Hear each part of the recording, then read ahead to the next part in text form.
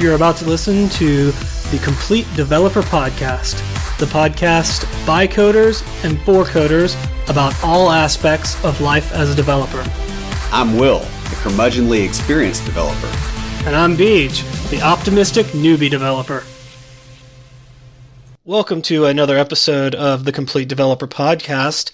This week we have something a little bit special for you guys. If you recall from the mental health episode, we said that, Will said that I went full med student on the recording there, and we got 3 full episodes out of it. So this week, since it is a holiday week and a lot of us will be spending time with our families and possibly having a bit to drink, we're going to talk about substance abuse in the development community. But before we get started, Will, what have you been fighting this week? All kinds of stuff. I just rolled out a message queuing architecture for my side project over the weekend. Hundreds and hundreds and hundreds of lines of code there.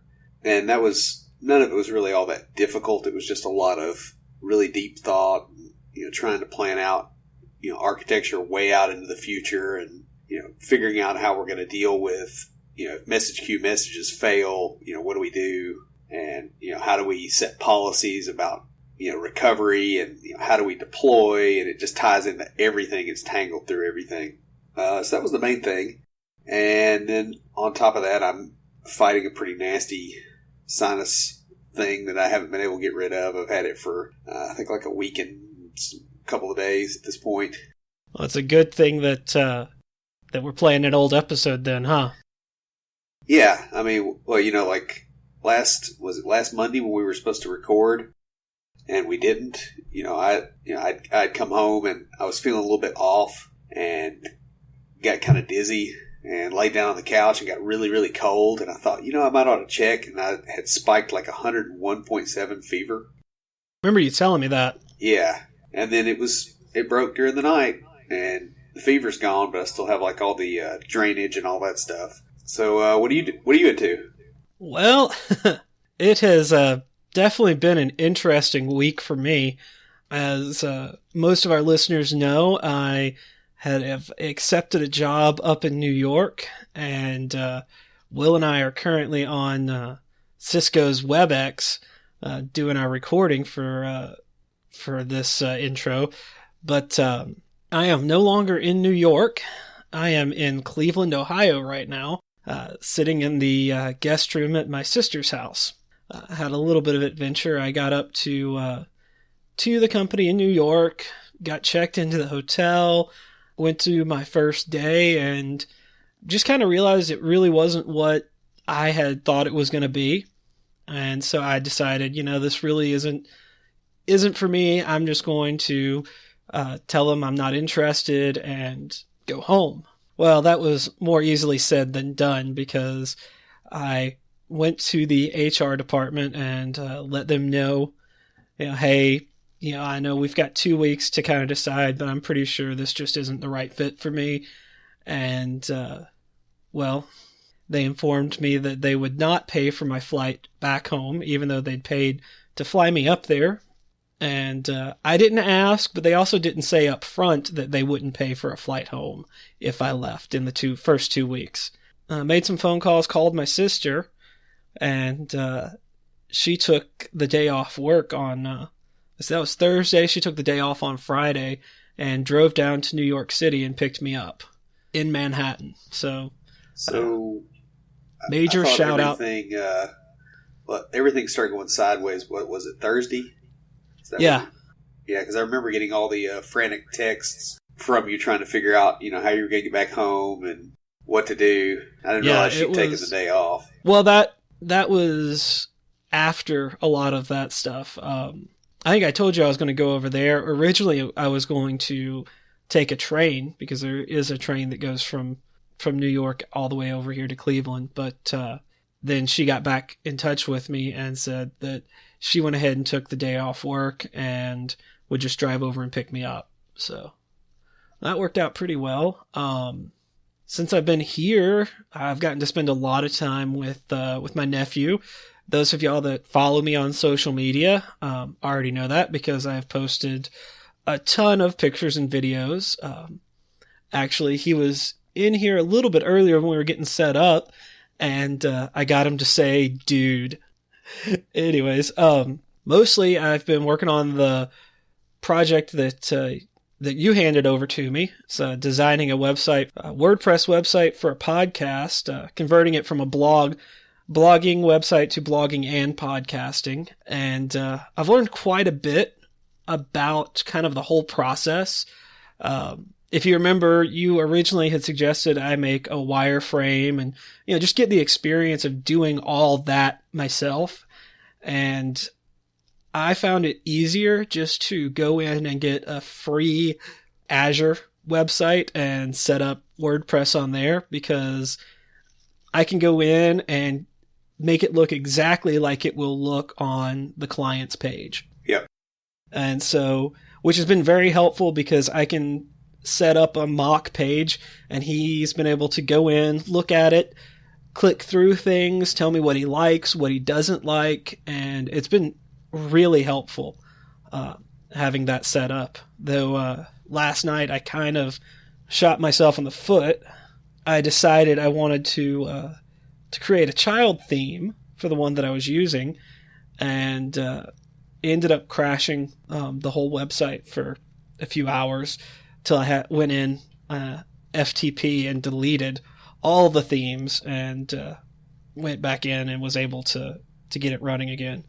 That wasn't fun. Huh. Yeah, that's why you have backups, man. Oh, exactly. And I was so happy because I had just backed up right before I did that, knowing something like that would happen. So I still had everything. It wasn't hard once I got it, once I figured out what had caused it to crash and how to fix it.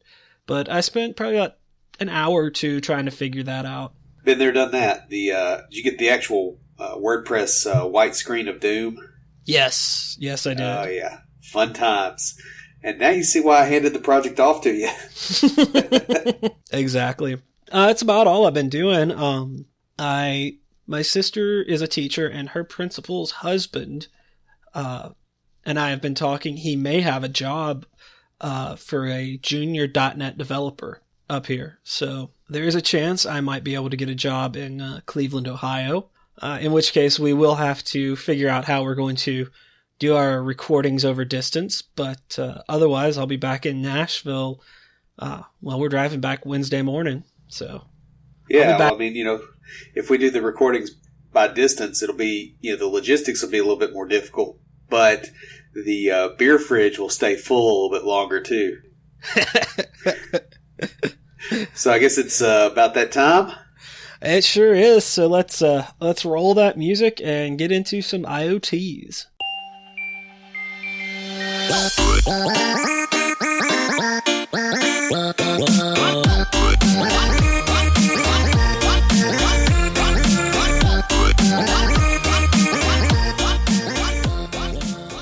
This week for IoTs, we're going to continue our talk on programming languages for IoT with a little talk about Java. Java is a programming language expressly designed for use in the distributed environment of the internet. It's written to be an object-oriented language that is incredibly portable, and there are very, very few hardware dependencies built into the compiler. It can be used to create complete applications that can run on a single computer or can be distributed among servers and clients in a network. It can also be used to build small application module or applets for use as part of a web page. Who hasn't had to update Java all the frickin' time? The difficulties with using Java in IoT come from making sure that your chosen platform supports Java. Some of the less powerful platforms are not as likely to have the Java support that you'll need, and to make sure that you have the hardware support libraries that are available, because they'll pretty much have all the control functions you'll need. Oracle, who publishes Java, has an Internet of Things platform that delivers an integrated, secure, and comprehensive platform for the entire Internet of Things architecture across all vertical markets. Some of the benefits of Java for IoT are real-time response capabilities for millions of device endpoints, faster time to market, full end-to-end security, integration with IT systems, a worldwide coordinated ecosystem for partners, and end-to-end compatibility and lifecycle solution management. I've got a couple of links to the information on here, and I will post that for you guys in the show notes. So now we'll get to talking about our topic for this week, substance abuse. And most of the information we have comes from NCAD, NCADD.org, which is the National Council on Alcoholism and Drug Dependence. And just like the other mental health episodes, we will start with the definition.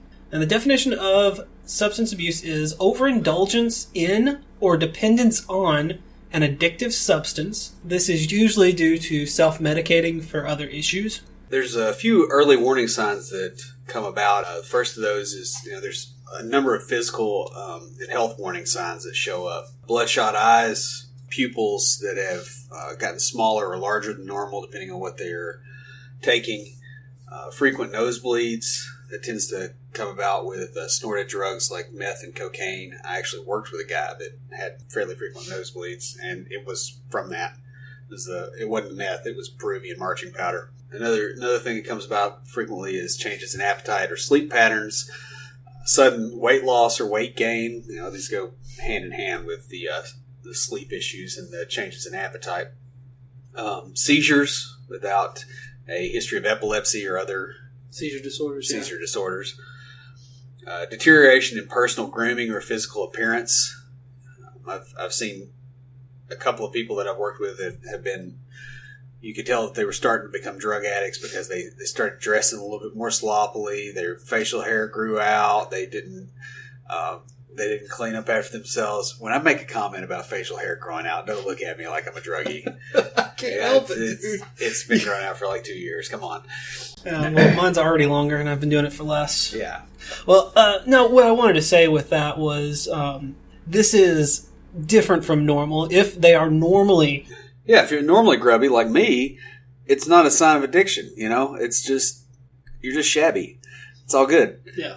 So another thing that comes about as people become dependent on drugs is, they get a lot of accidents and injuries, and they won't really talk about how they got hurt, especially alcohol abusers in the workplace.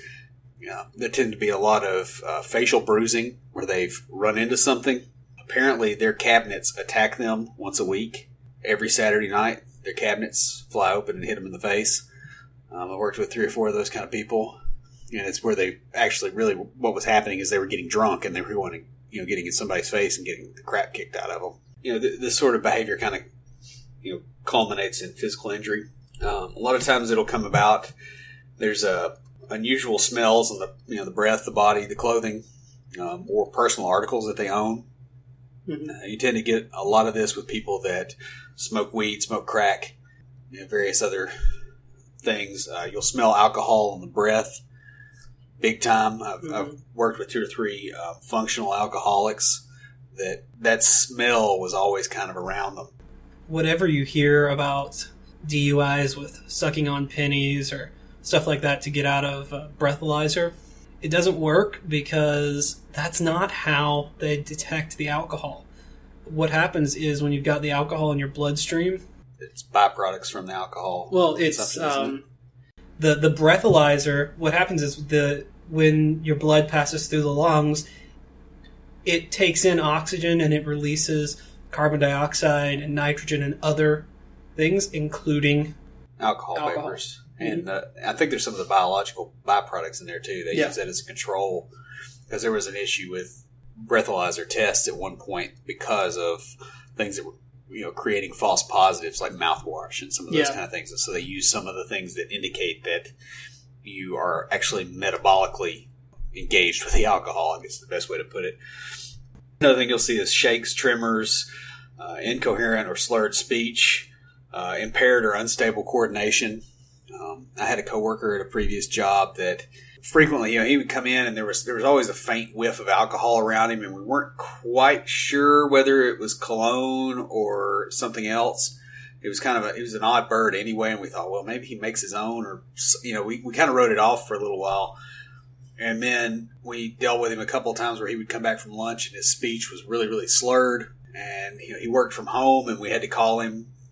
And his speech was extremely slurred there, and he was pretty much incoherent. And we got him on webcam, and he was clumsy on the webcam. And there's just a lot of stuff going on. And actually, this guy ended up, from a former employer, ended up getting terminated from the position as a result of that. And we found out about 4 or 5 months later that he had passed on from cirrhosis.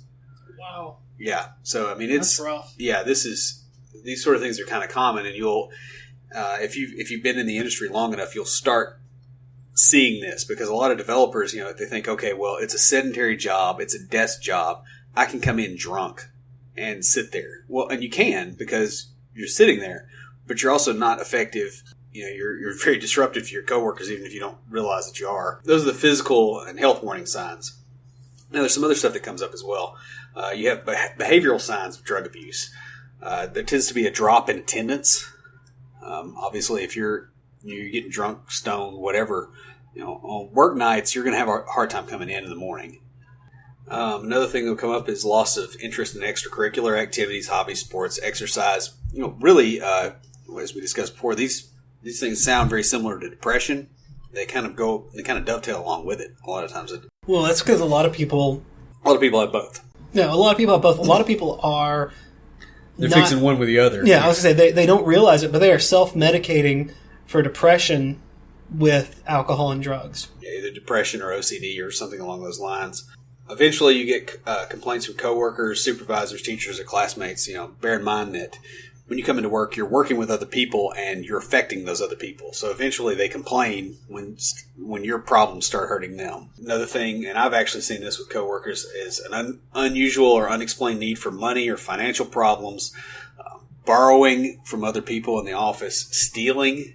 You've seen that in the workplace? Oh, yeah, where people, somebody had money on their desk and it disappears. And, a lot of times coworkers, especially if you're in a secured area, somebody steals $1 off your desk. Do you really want to raise that up the ladder to HR? Okay, you lost $1, but how much time are you going to lose trying to track that $1 down? And so people let that slide, but it kind of word gets around. Things go missing. A lot of places, too, don't have camera systems, right? So they don't really have a way of telling exactly what happened. So you'll see that a lot in the workplace. You'll see sudden changes in relationships, friends, favorite hangouts, hobbies.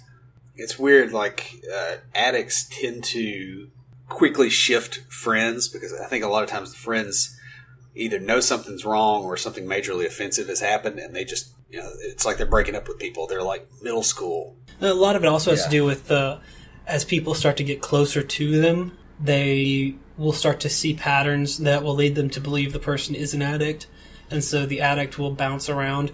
You see this also in certain personality disorders.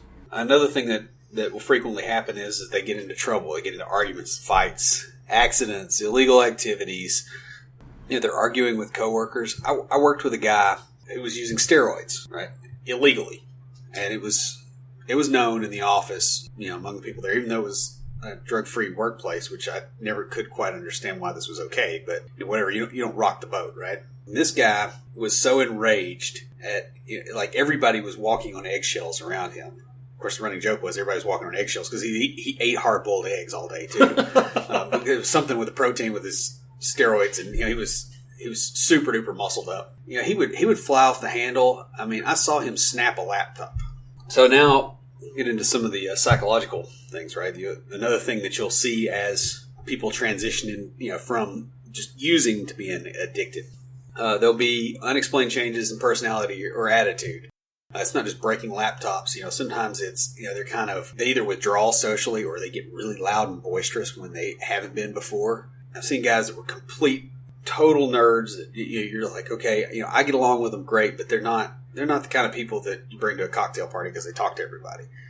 Right. And then all of a sudden they're jumping all over the place because they're on something. Well, I usually like to invite those types of people to parties because it makes them more interesting. But again, it's a sudden change in behavior, right? I mean, that's one thing that you see. Another thing you'll see is sudden mood changes, irritability. We already discussed that, right? Angry outbursts. Mm-hmm. Same guy, roid rage boy, right? And I mean, he's since gotten better.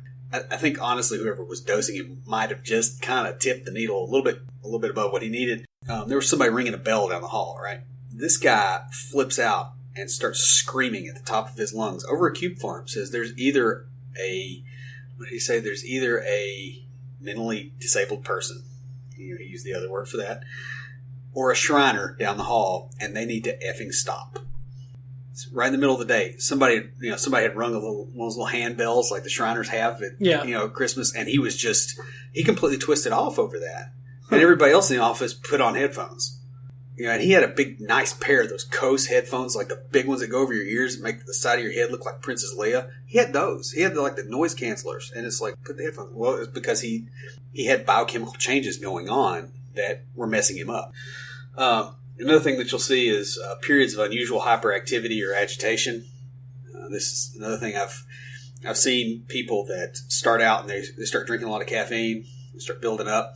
And really, there's a lot of, if we want to talk about addictions, caffeine in this industry, holy crap. Well, caffeine's an addiction in a lot of places. Yeah. Now, I do have a question for you because I haven't seen it, but how is nicotine? Do we have a lot of smokers? It's not as bad as it used to be. Let's say, because it's difficult to be a smoker nowadays, especially in an office environment. It is, and there was a brief period. I say brief. It was brief for my career, right? Because I started, in 2003, really full time, where smokers really were kind of better off because they took breaks, constantly. And I would take smoke breaks, and I didn't smoke. But I would stand down there with the smokers because what are you going to do? Are you going to jump on me when these guys are out here 4 times a week and I'm out here once a week? But now, nicotine use in the office is sharply on the decline. And, they've gotten to the point now where it's very hard on smokers. So you're not going to see as much of that, and it's declining. There's other psychological warning signs. There's lack of motivation and ability to focus. You'll notice that a lot of them dovetail very nicely with symptoms of depression. That's because they happen concurrent with depression, or in many cases, people are on downers of some sort. So they're basically exhibiting the same symptoms because they're down from where they should be. Another thing that you'll see sometimes with some different meds, and you don't see this as much, is they're withdrawn, they're anxious, they're fearful, they're paranoid. You'll see a lot of panicky type behavior. I've seen this with cocaine addicts.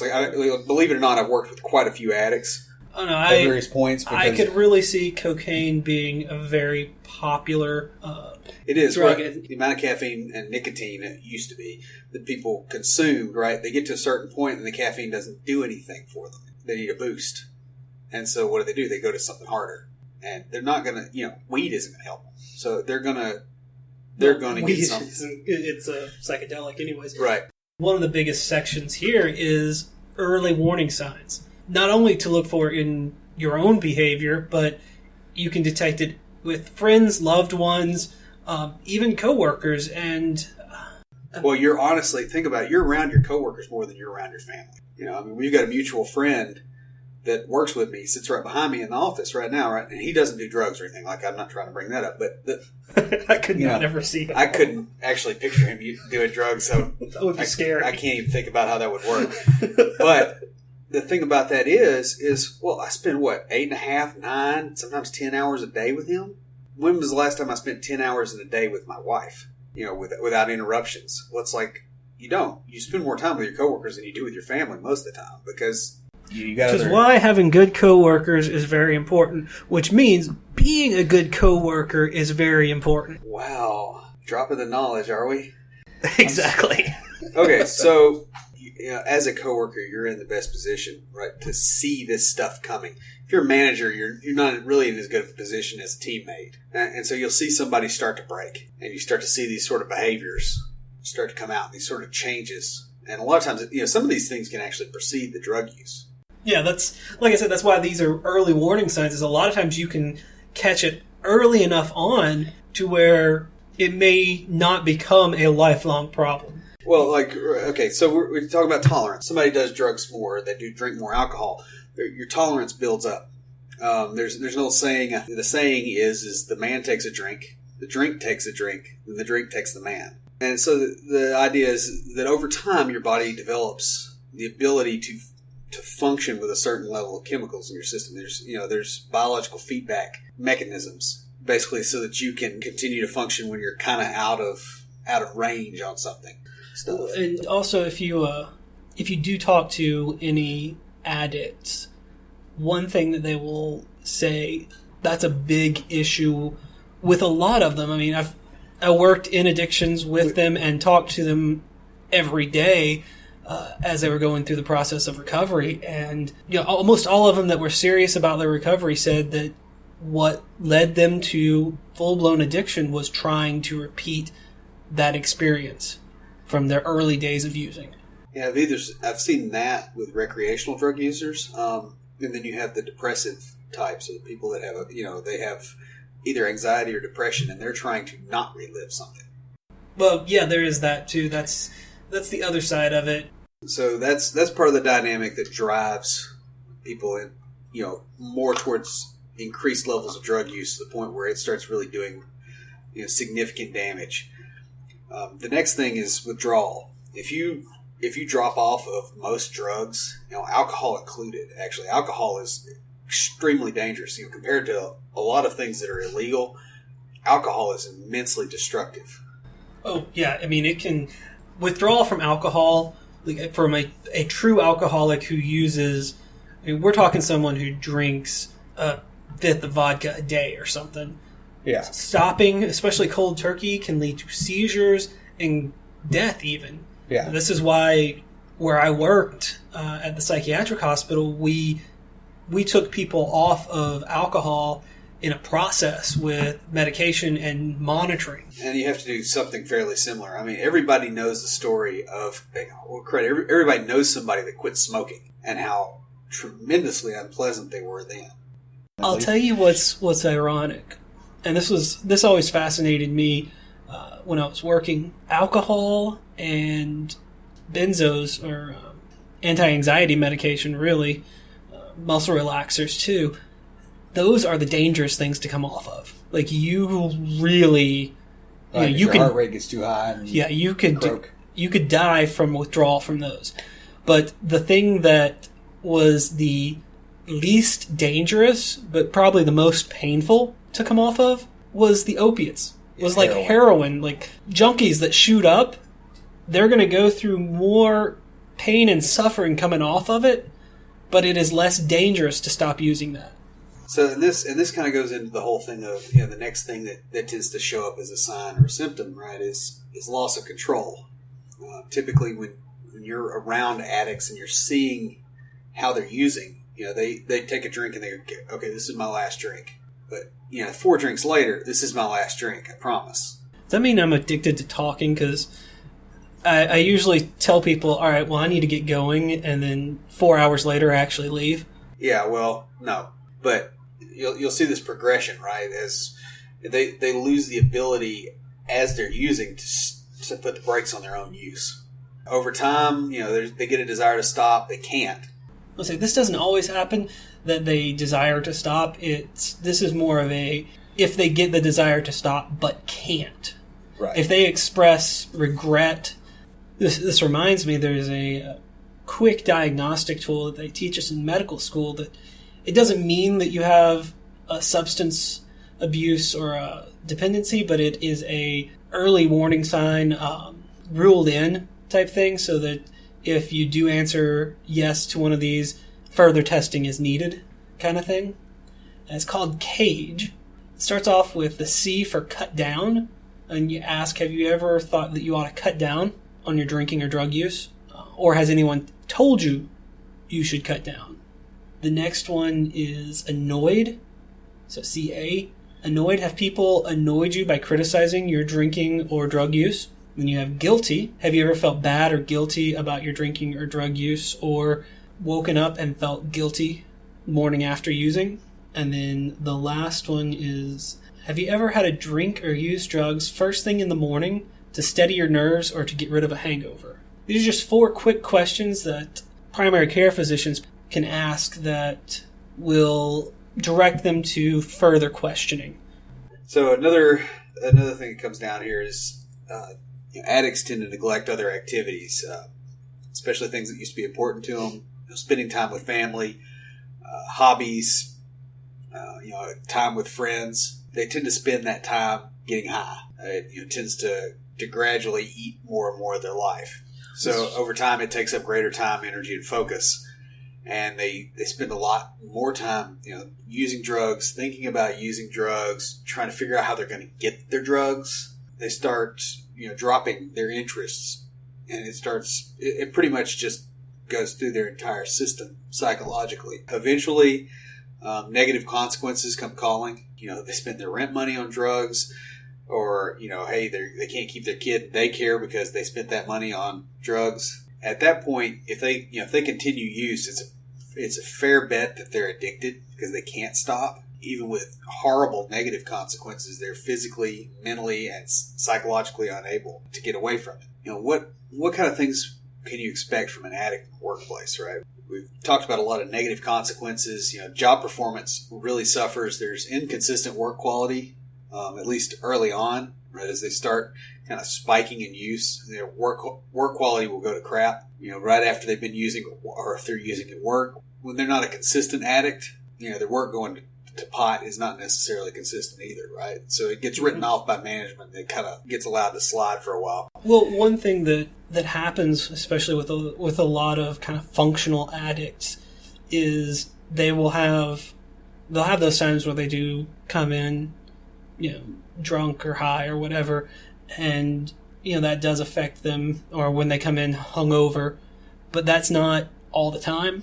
Whereas they may be using all the time, but they're good enough with it to not come into work like that, except on rare occasions. And I've seen several that were just absolutely brilliant people. And the thing is they had an intelligence greater than the norm to such a degree that they could let it slide some. And they were actually still more productive than the other people there for a while until it started catching up with them. And then they crashed hard. Mm-hmm. Because they still had, everybody knew they were smarter and they had higher expectations on them, and they crash and burn. Another thing you'll see is, obviously poor concentration, lack of focus, lower productivity, really weird, work patterns. You can't ever tell if they're, going to get anything done or not. They'll be absent a lot. They'll be spaced out at their desk, non-focused, not getting work done. They'll disappear from the job site.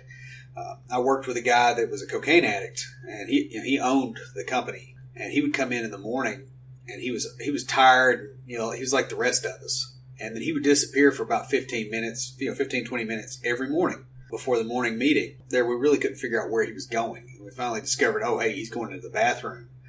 And and I found a razor blade in there one morning, and I didn't even put the pieces together. I never did find the mirror, so I'm kind of concerned about where he was making his lines. But that's kind of gross anyway. But when he would come out, he was all hyper and just, ready to go and, rubbing his nose all the time. And he was a coke fiend.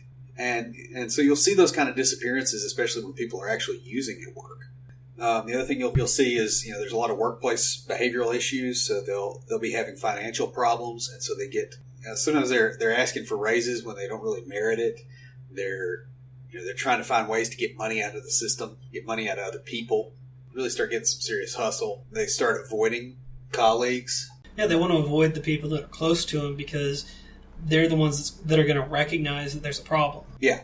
Whereas, if you're working with some developer, right, and he's kind of a dirty neckbeard, and, he's losing his edge, and you can tell he's not focused, and he's bumbling a whole lot, social interactions. Well, the guy, and that he once wasn't that way. Some dude from another department that just met him has no idea. He thinks, well, they're all like that. Yeah. And so he can hide among people he doesn't know a whole lot easier than he can hide among people he does know. Mm-hmm. Another thing you'll see, and I've seen this in a couple places, is actually those people are dealing drugs to other employees, which is absolutely crazy. for any number of reasons. Now you're exposing yourself to getting caught. You're going to lose your job. You're going to get arrested.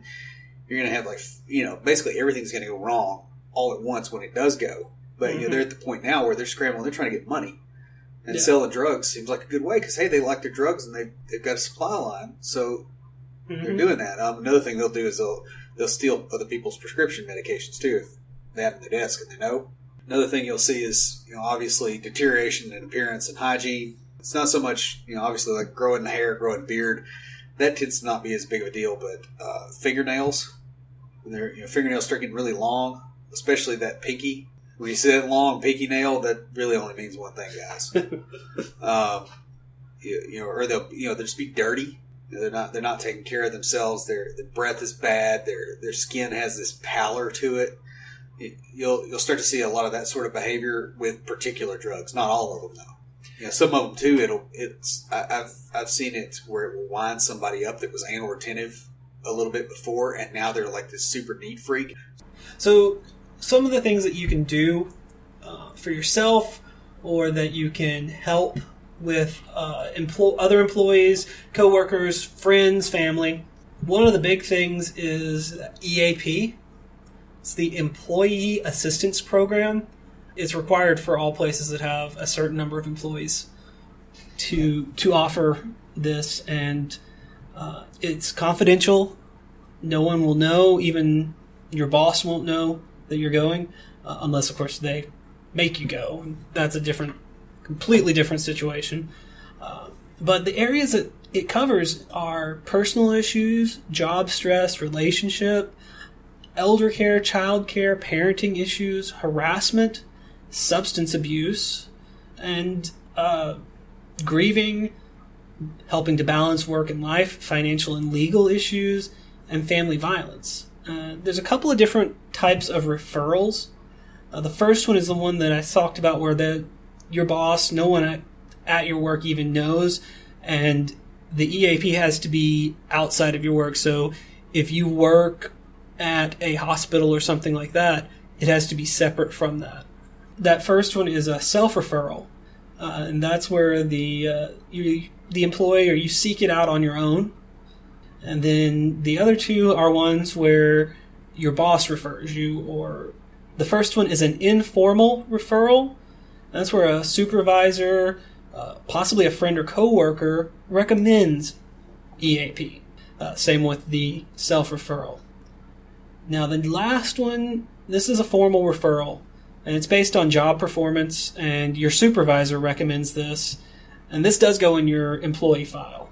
Right. Well, they have to. I mean, at that point, it's something that's happened on the job site. Somebody's gotten hurt. You showed up drunk. There's things that now start to be a legal risk to the employer, and so they're filing this, and it's going in your employee file in case they have to can you later because they need to have their ducks in a row. A lot of times, what'll happen is if you don't self-refer and they see it coming, they will make an informal referral, one that won't go on any permanent record or anything like that. And that's your chance to act there. If you are the person that's being told, hey, I think you really need to go to the Employee Assistance Program to talk to somebody about what's going on with you, that's your chance to step up and show, hey, I want to get better. I want to take care of this. And usually what they'll do is they will give you at least one chance. Most of the time they'll give you a couple of chances unless something happens before you get that formal referral. Yeah, and a lot of times, if the thing that happens is bad enough, that whole process gets skipped as well. That's true. I mean, it does depend on the situation. Well, how long you're working there, and how trustworthy you are, if they know what else is going on with you. There's a lot of variables that. Well, I mean, there's a big difference from you've been working at the company for 10, 15 years and not had any serious problems until recently, and it's because your wife died and your dog got run over and you just had 3 or 4 good hits in a row, and basically life is like a country song. Versus you just started there 6 weeks ago and you've been drunk for 5 of them. that one you probably aren't going to get any slack. No. But there's a huge range of how this stuff works out. But there are programs in place to help you. Now, a lot of job sites, if you're working at a smaller company, there's not really an employee assistance program.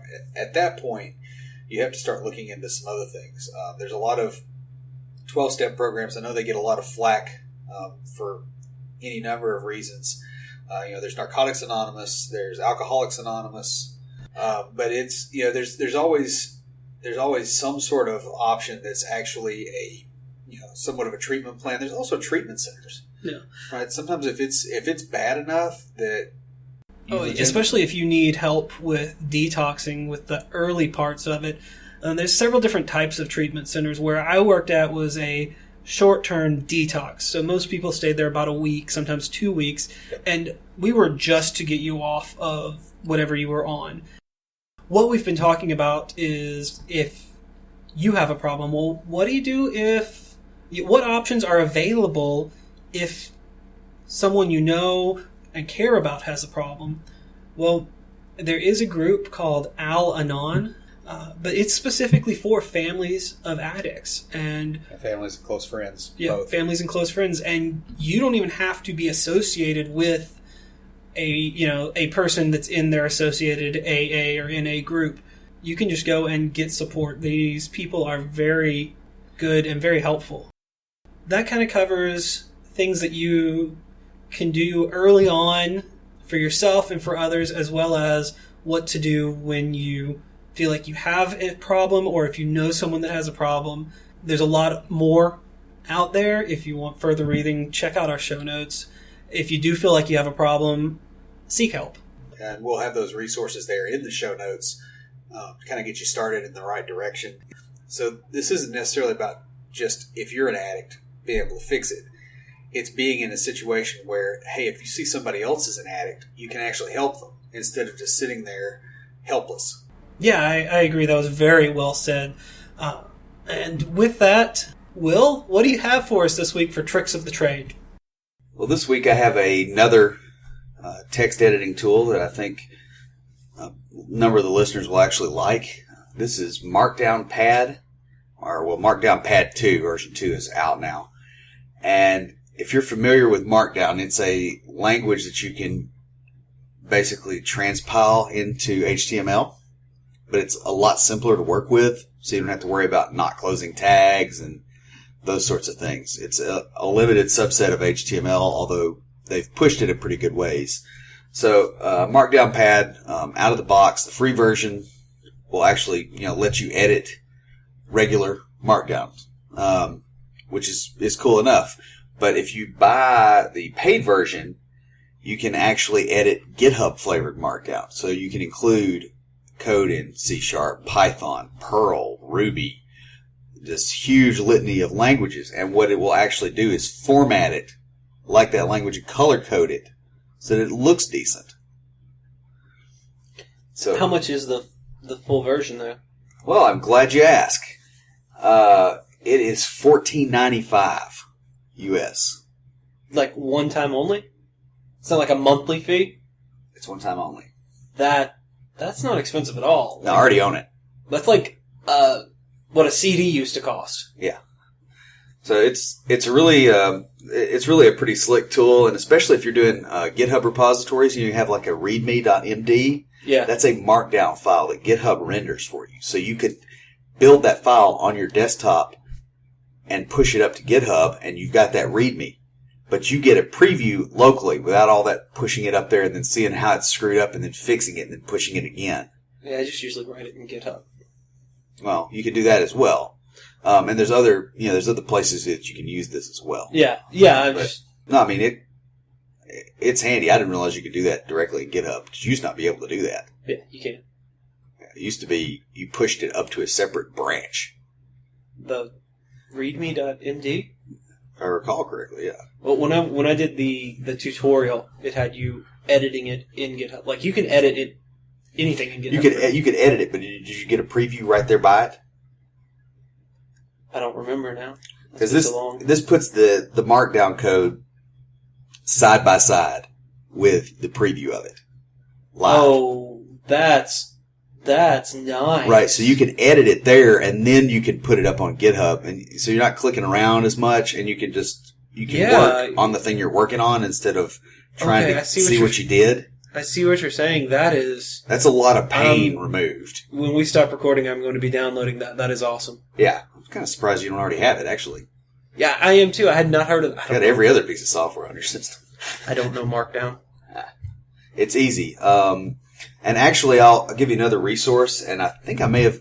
I can't always remember if I've mentioned something before or not. If you go to daringfireball.org, they have Markdown tutorials. Yeah, you've sent me that link before. Yeah. So if you want to learn how to use Markdown, for using it with this editor, that's a great place to go. I'll definitely check that out. And this is available on markdownpad.com. Pretty straightforward. Mm-hmm.